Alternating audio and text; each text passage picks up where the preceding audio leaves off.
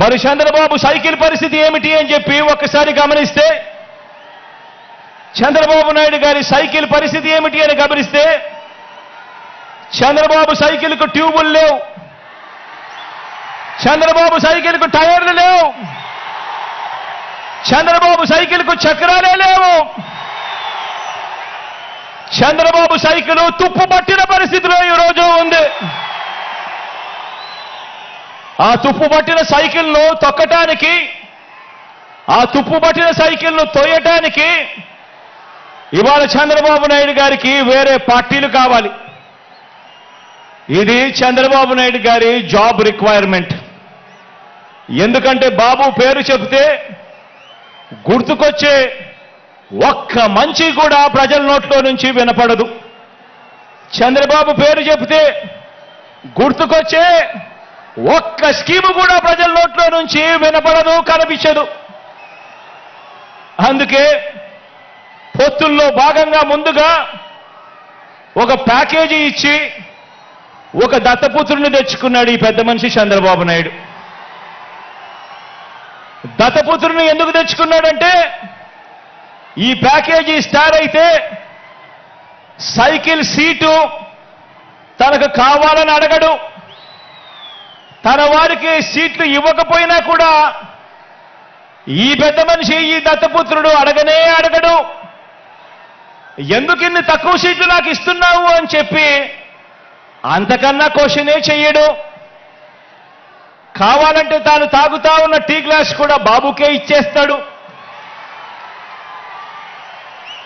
Chandrababu SIT అంటే కూర్చుంటాడు, Chandrababu stand అంటే నిలబడతాడు.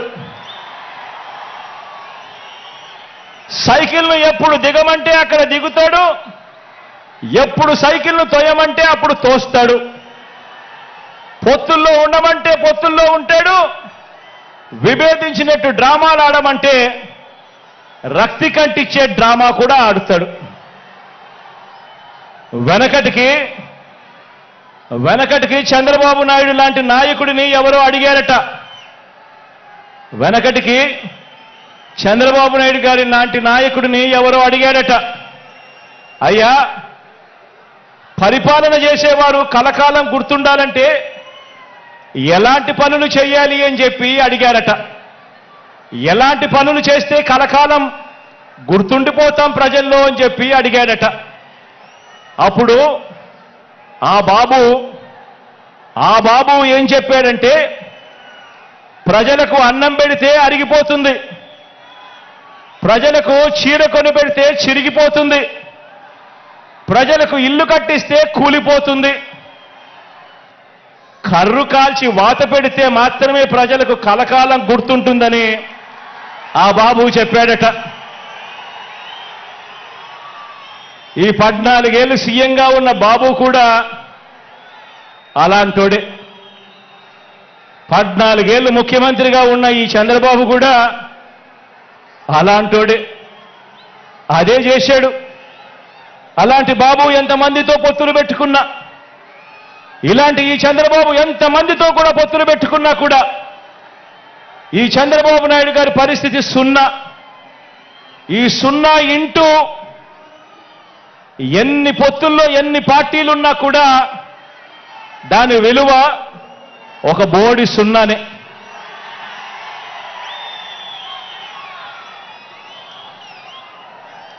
ఆశ్చర్యం ఏమిటో తెలుసా,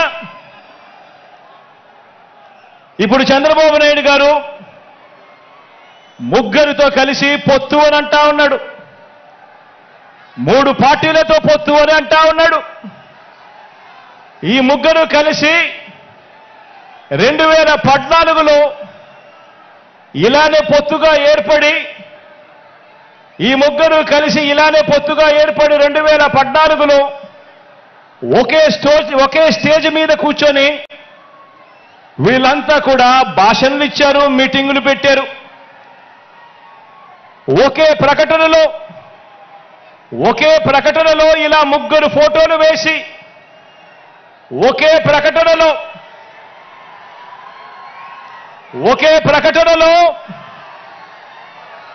ఇలా ముగ్గురు ఫోటోలు వేసుకుని ఇలా ముగ్గురు కూడా ఫోటోలు వేసుకొని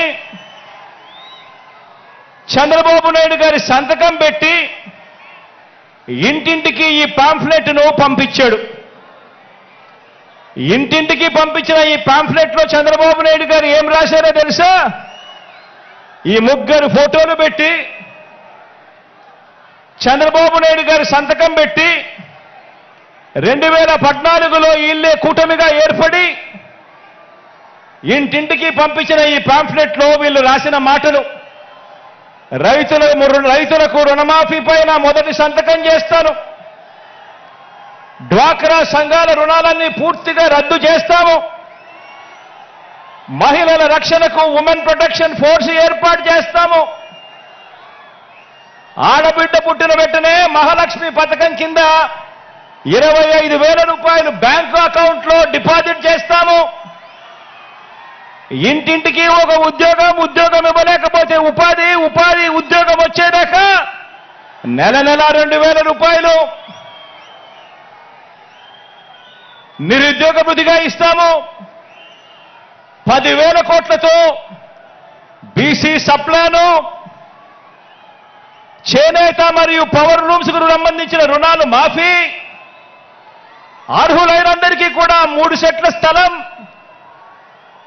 అర్హులైనందరికీ కూడా 3 సెంట్ల స్థలం, పక్కా గృహాలు మంజూరు చేస్తాము, రాష్ట్రాన్ని సింగపూర్గా మించి అభివృద్ధి చేస్తాము, ప్రతి నగరంలో హైటెక్ సిటీ నిర్మిస్తాము. ఇదే చంద్రబాబు నాయుడు గారు, ఇదే కూటమిలో ఉన్న ఇదే దత్తపుత్రుడి ఫోటో, ఇదే ఇప్పుడు చంద్రబాబు నాయుడు గారు ఢిల్లీకి వెళ్లి ఏకంగా కూటమిగా ఏర్పడి పొత్తులోకి తెచ్చుకున్న మోడీ గారి ఫోటో. వీళ్ళు ముగ్గురు కలిసి చంద్రబాబు నాయుడు గారు సంతకం పెట్టి ఈ ప్రతి పాంఫ్లెట్ను కూడా ప్రతి ఇంటికి చంద్రబాబు నాయుడు గారు పంపించాడు. ఇందులో ఇచ్చిన హామీలు ఏవైనా కూడా అమలయ్యాయా అని అడుగుతా ఉన్నాను. ప్రత్యేక హోదా ఇచ్చారా అని అడుగుతా ఉన్నాను.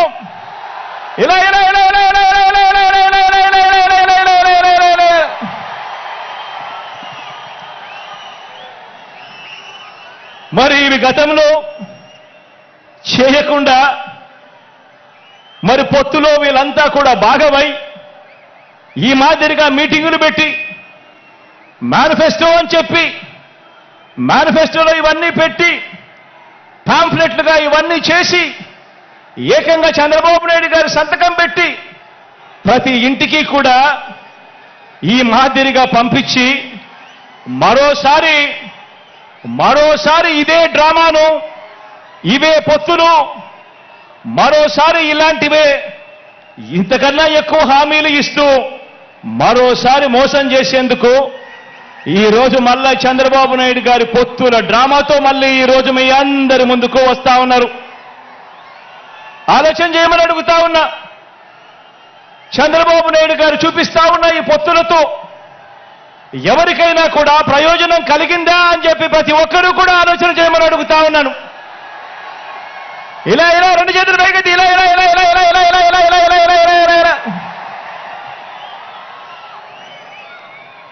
ప్రజలకు ఏ ఒక్కరూ కూడా మంచి చేయకపోగా ప్రజలకు మంచి చేసిన జగన్ను టార్గెట్ చేయడానికి మాత్రమే వీళ్ళది ఏకైక ఎజెండా ఈ రోజు కనిపిస్తా ఉంది.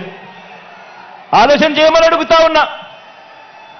చంద్రబాబు నాయుడు గారికి అధికారం ఎందుకు కావాలి అనంటే ప్రజలకు మంచి చేయడం కోసం కాదు, ఎన్నికల మేనిఫెస్టోలో చెప్పింది చేయడం కోసం కాదు. చంద్రబాబు నాయుడు గారికి అధికారం ఎందుకు కావాలి అనంటే కారణం ఆ అధికారంతో ప్రజలను దోచుకునేందుకు పంచుకునేందుకు మాత్రమే చంద్రబాబు నాయుడు గారికి అధికారం కావాలి. ఇక చంద్రబాబు నాయుడు గారి తాజా మేనిఫెస్టో వాగ్దానాల విషయానికి వస్తే ఆలోచన చేయమని అడుగుతా ఉన్నాను. గతంలో 2014లో చంద్రబాబు నాయుడు గారి మేనిఫెస్టో ఇది. గతంలో చంద్రబాబు నాయుడు గారు ఇంటింటికి పంపించిన పాంఫ్లెట్ ఇది. గతంలో చంద్రబాబు నాయుడు గారి హయాంలో 2014లో ఎన్నికలకు ముందు టీవీ ఆన్ చేస్తే చాలు ఊదరగొట్టే అడ్వర్టైజ్మెంట్లు ఇవి. ఇన్ని చేసి అడ్డగోలుగా మోసం చేసిన ఈ వ్యక్తి ఇదే చంద్రబాబు నాయుడు గారు తాజా మేనిఫెస్టో వాగ్దానాల విషయానికి వస్తే చంద్రబాబు నాయుడు గారి తాజా మేనిఫెస్టో వాగ్దానాల విషయానికి వస్తే నరకలోకానికి నారాలోకానికి రమ్మంటే ఎవరు కూడా రారు కాబట్టి ఎంట్రన్స్ లో స్వర్గం చూపించి లోపలికి వెళ్ళాక మోసం చేసి నరకం చూపించే మార్కెటింగ్ టెక్నిక్ చంద్రబాబు నాయుడు గారికి అలవాటు. అందులో భాగంగానే చంద్రబాబు నాయుడు గారు ఈ మధ్యకాలంలో మేనిఫెస్టో అని కిచిడి వాగ్దానాలన్నీ కలిపాడు. కర్ణాటకలో నుంచి కొన్ని, తెలంగాణలో నుంచి కొన్ని, అన్ని రకాల మేనిఫెస్టోలన్నీ వాళ్ళ హామీలన్నీ కలిపి ఒక కిచిడి మేనిఫెస్టో తీసుకొచ్చాడు. ఆ కిచిడి మేనిఫెస్టో తీసుకొచ్చిన ఈ చంద్రబాబు అందులో భాగంగా వాళ్ళు చూపించే గ్రాఫిక్స్, అందులో భాగంగా వాళ్ళు జరిపించే ఎల్లో మీడియా డిబేట్లు, వారు చేసే ప్రచారాలు ఆలోచన చేయమని అడుగుతా ఉన్నాను. ఇదే పెద్ద మనిషి చంద్రబాబు నాయుడు గారు చేసే వాగ్దానాలకు శకుని చేతిలో పాచికలకు తేడా ఏమైనా ఉందా అని ఆలోచన చేయమని అడుగుతా ఉన్నా మిమ్మల్ని అందరినీ కూడా. అందుకు భిన్నంగా చంద్రబాబు నాయుడు గారి క్యారెక్టర్కు భిన్నంగా మనందరి ప్రభుత్వం కరోనా కష్ట సమయంలో కూడా ఏమాత్రం కూడా సాకులు చూపకుండా పేదలందరికీ కూడా మేనిఫెస్టోలో ఇచ్చిన ప్రతి మాట ప్రకారం సంక్షేమ పథకాలన్నీ కూడా ప్రతి ఇంటికి అందించాం, ఇంటింటికి అందించాం.